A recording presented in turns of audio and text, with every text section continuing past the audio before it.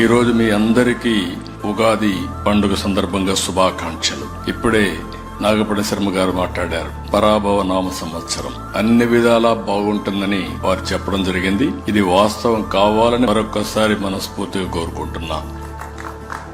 రెండు రాష్ట్రాల్లో ఉండే తెలుగు ప్రజలకి, వివిధ రాష్ట్రాల్లో ఉండే తెలుగు ప్రజలకి, ప్రపంచ వ్యాప్తంగా ఉండే తెలుగు వారందరికీ ఉగాది శుభాకాంక్షలు.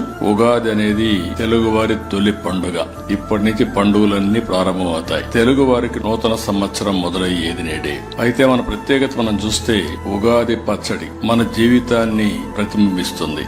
ఉగాది పచ్చడిలో ఇప్పుడే అందరూ సేవించాం, అది మన ఆచారం. ఇందులో చూసి తీపు, పులుపు, ఉప్పు, కారం, చేదు, వగరు అనే రుచులు ఉన్నట్లే మన జీవితాల్లో కూడా కష్ట సుఖాలుంటాయి. కొంతమంది ఎక్కువ కష్టాలు తెచ్చుకుంటాం, కొంతమంది బ్యాలెన్స్ గా ఉంటే కష్టాలను అధిగమించే శక్తి కూడా మనకుందని చెప్పి కూడా నేను మీకు తెలియజేస్తున్నా.